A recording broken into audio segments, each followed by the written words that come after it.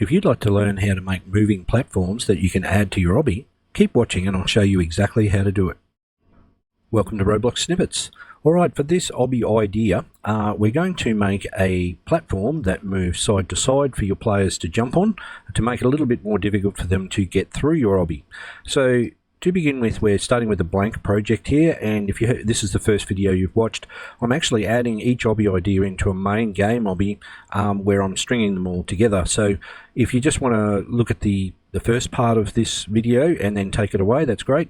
Or at the end you can see how I add it to the main game, and sometimes you'll find you learn a couple of things when you try to add something new in, so it might be worth a watch if you have problems. Anyhow, to make these platforms, now there's not a lot of coding in this, however we will be looking at and using prismatic constraints. So we're going to create a couple of parts in our workspace for a start. So come up to Home and then Part, and we'll call this first part in here our reference part. So this part is going to be just something for us to look at when we're making our platform move, and we'll get rid of it afterwards. So I usually make things I want to get rid of or hide bright red or some other color, and then scroll down to its size, and we'll make this one 16 by 1 by 2. Alright, and we will also come down and you can turn off Can Collide but turn on Anchored. So we've got this part in here that's the right length and everything, so that we can watch our platform move back and forward and see how it's moving. Right, so now to create our platform, we'll just move in front of this here, and we'll create another part, and we'll call this our moving part, and let's make it, we'll come back up, change its color so that it stands out a bit. I'm going to make mine just a wood sort of looking thing here, and moving down again, we'll change its size to be 16 by 1 by 4, and that will look a little bit more like a platform. Alright, and we can come down further and we'll leave Can Collide on, and we will also anchor this part for now as it is. Now we do need one other part, and we might just duplicate this one. So right click on the moving part and choose duplicate, and then we'll slide that one forward just for now and change this to be static part. Now this one doesn't have to be the same size as this, so we're going to make it a bit smaller, and it will also be hidden. So I'm going to change its color to red, and we'll come down and change its size to be, leave the height at 1, but we'll make the others so 2 by 1 by 2, and it'll make it a little cube like this.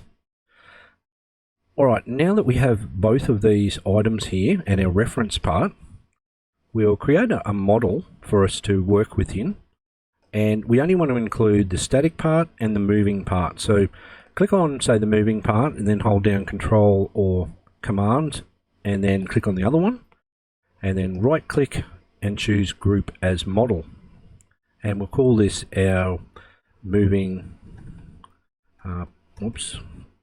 platform model. That makes sense. So now when you're working with prismatic constraints, like I said, there's not a lot of code that goes on, but setting them up correctly and then understanding how they work, etc., can be a little bit tricky. So just make sure you follow these steps closely, and if things are not working for you, it's probably wise just to rewind a little bit, double check that you've done exactly what I've shown you to do, because otherwise it may not work correctly. Now where I'm currently facing forward, so you can see this back on this indicator here, and if we select both of these again in our model and right click and put the orientation indicator on, you'll see they are both facing forward. Alright, so that's one important thing to have. Make sure your parts are facing the same direction, so front out like this. Alright, we can leave that on, that'll disappear shortly. So now we're going to add a prismatic constraint into this static part. So left click onto it and then the plus, and inside the search box start typing PRI, and you should get this prismatic constraint. Left click on it and add it into our static part. Now when you do that, click on the prismatic constraint itself and we'll have a look at its properties. Down the bottom here you'll see we have its color, which is yellow. We will click on visible because we're going to look at it while we're working with it, and then keep scrolling down and you'll find attachment 0 and attachment 1. So we need to create these attachments, and attachment 0 will be in the static part. So come back up to our static part and left click, then click on the plus, and in the search box start typing attachment. When you see it, go ahead and click on it. Now you'll notice that it just says attachment, so you'll need to change the name at the end. So click on it once and then again, and right at the end put a 0. So make sure it's a 0 and not a capital O, alright, or it won't work, and hit enter. Now as I said before, down in our prismatic constraint we need an attachment 1, and that will go in the moving part. So we'll do the same thing up here, moving part, click on plus, get attachment and add it in, click on it once and then again and add a 1 at the end, no spaces or gaps, and it should look like this. Now that we've created our attachments, come back down to the prismatic constraint and left click on it, and then scroll down through its properties till you find the attachment section. Now you'll see attachment 0 and 1 with empty boxes next to them. So in the empty box next to attachment 0, left click in there and you should see that your mouse or your cursor there gets a little Lego block attached to it. Alright, you want to then come up to attachment 0 and left click on it, and that name should then appear in here, and then we'll repeat that for attachment 1. So left click in the box, come up to the attachment 1 in the moving part and left click, and when you do that you should see that you get this green outline around your part here, and I'll just get rid of these windows and zoom in a little bit for you. Alright, so you should have a green outline showing that the constraint has been created. So just before we do anything else, I'll just explain how a constraint works. So if we click on attachment 1 for a start, alright, so that attachment in the moving part, so our platform, has been added in the center of this part. And if I hit F on my keyboard and then zoom in a little bit again, I'll just click off it. Sorry, I need to be on it. I'll hit select instead. You'll see that there's this little green ball with a yellow and an orange arrow on it. Okay. Now the same thing has been created on our static part. So if you left click on attachment 0 and hit F and then zoom in, you'll see it also has this yellow and orange arrow. Now these are determine, okay, which axes that our prismatic constraint will run on.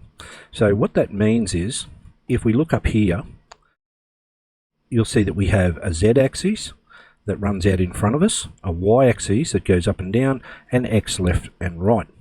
So if I click on the moving part, depending on how we align these axes, we can move them along the x, so it moves back and forward, which is what we're going to do, or we can move on the y, which is up or down, or we can move forward and backwards, which is on the z. Now you can take what you learn here today and create platforms to move whichever way you like, but it's important to understand how to orientate these attachments to make it work the correct way. But before we get to that, so that you can see a little bit better, because at the moment we can only see, if we click on the prismatic constraint, you'll see this line going between them here. Alright, so you've got a red line.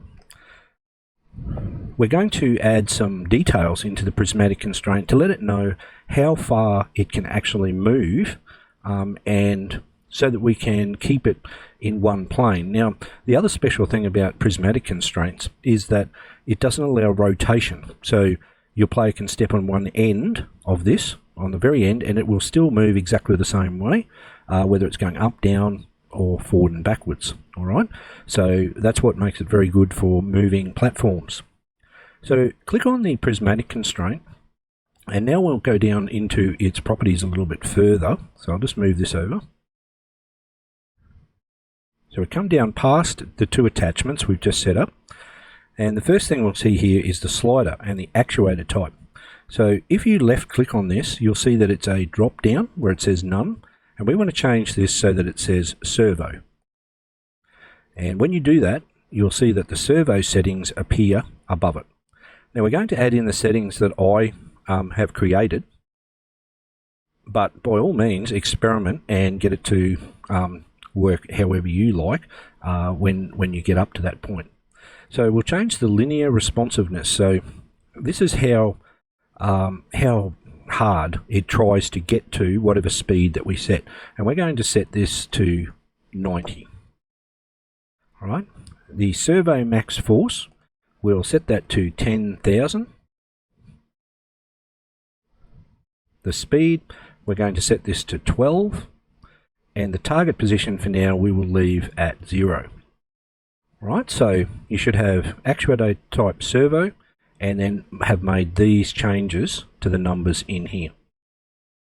Right, now down below this, once again, you'll see this box here, limits enables. And if you move over it, it says enables the limits on the linear motion along the axis of the slider, which means we're limiting how far it can go in any one direction when the speed has been applied to it. So left click on that box, and you will get above where you had the servo, you will see we have these limits. And you also see a green line has been created that's sticking out one side of our static part here. All right, so if I swing around this way and move over this, this is our limits at the moment. So we're going to change the limits on this, and the numbers that I've come up with for this particular example, we're going to set the lower limit at -20, and you'll notice that the green line has now been extended minus on the x-axis. Okay, so it's moving out this way, and we will set the upper limit at 20, and it will go out the same distance on the other side.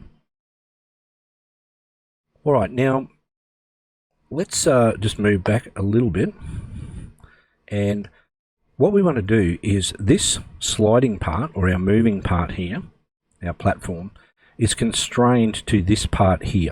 All right, so if we left click on our static part and come down into its properties, we want it to be anchored, and we want to turn off can collide. We don't want this part to run into this part, or our players to run into it either. All right, so can collide is off. Then we come up to our moving part, which is our platform.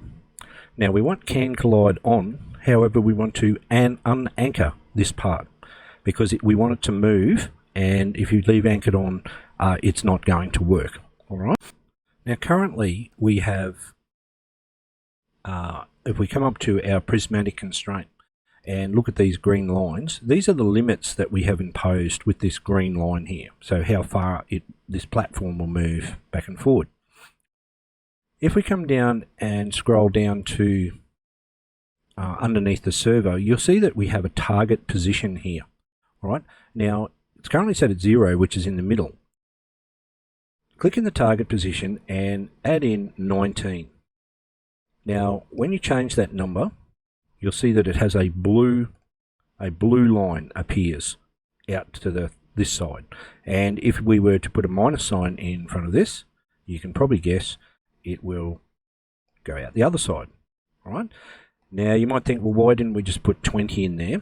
Well, the reason is that the limits, if the constraint goes over the limit, or right up to, even if it's just a fraction over, it can get stuck and it will just sit in that position and won't do anything. So you always want to set your target position. I usually set it to 1 one less than whatever the limit is that you want to have this at, and it seems to work quite well. All right. So what the prismatic constraint will attempt to do is move this part to this target position, all right, when the game runs.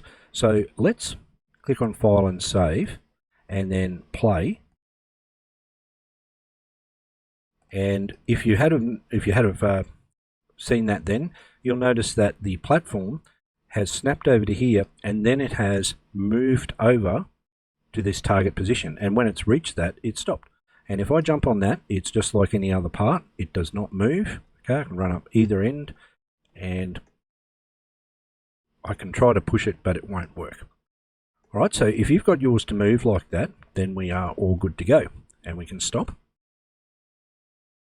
Now that we have it working, we might move our static part to the middle of our platform anyway, even though it does snap there. So on your moving part, click on it and come down to its position. All right, so C frame position, and left click in the box, and then hit Command or Control C to copy that position. Click on the static part, and in the same position, Control or Command V to paste in the position and hit Enter, and it will move it into the middle of our platform, ready for us to use. Now, as I said, we don't need to see this static part, so you can scroll back up the top here to where it has transparency, and simply put a 1 in there, and we won't see that part. We'll just have the moving platform. Right, now for our reference part here, let's move it just straight up so that it's just near this. Now, we created this part because imagine your player is standing on this platform waiting to jump onto this one. We want to try to work out, well, how far do we want our platform to move out and back so that we can get the right distances. And we're going to do that with a script. So come up to our static part here again and click on the plus. Click on Script and change the name of this to be moving part script. All right, and we'll come over into our code, and let's make this a bit bigger so you can see. And we're good to go. So what we're going to do, now that we just made our target position, if you remember over here, I'll scroll down and have a look at it again. We set our target position here as 19, all right? So I'll set that back to 0 here. And what we're going to do is make use of this script to change this target position. And it's going to move the platform in one direction. And when it gets there, we'll make it wait a second or two, and then change it to move back the other direction. All right, so it's quite a simple script.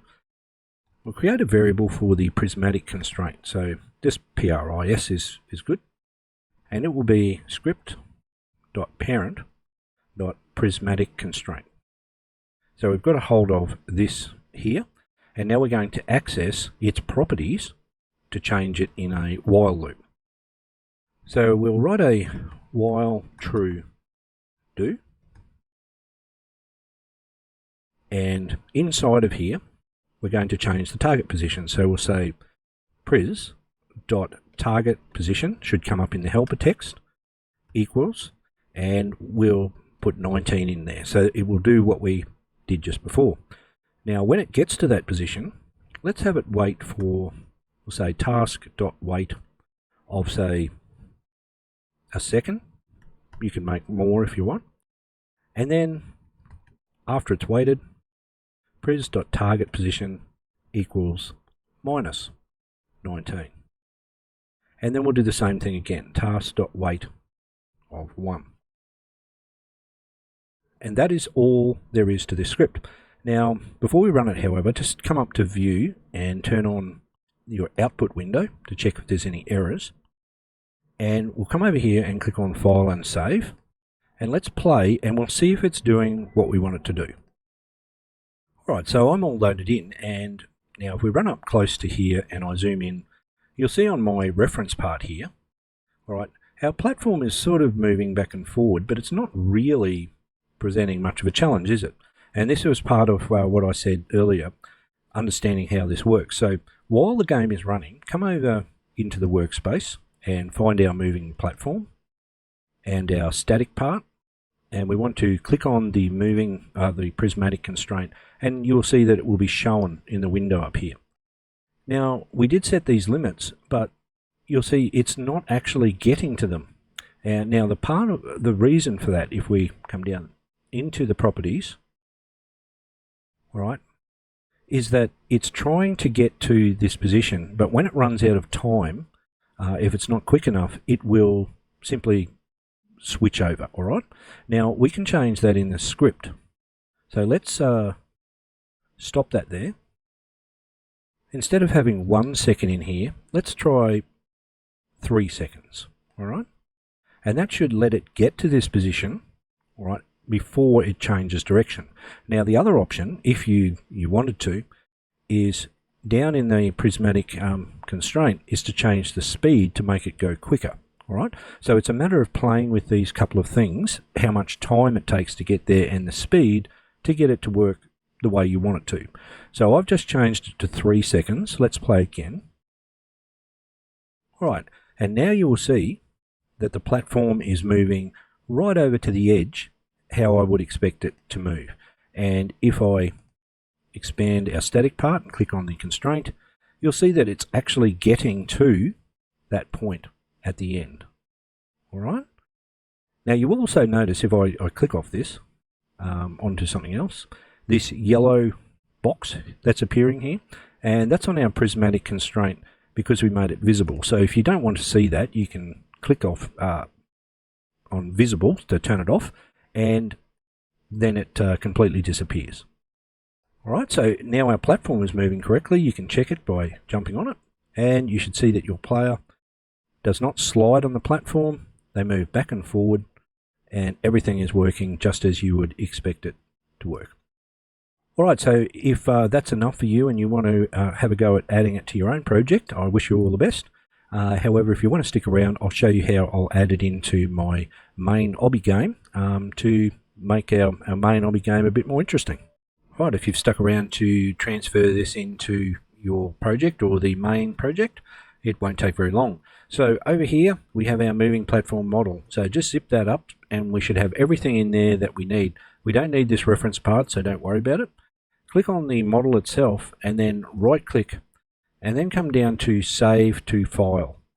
And when you do that, a window should come up and we're going to save this somewhere on your desktop. Now I'm going to put it into this folder that I have here, and we'll just say video moving model.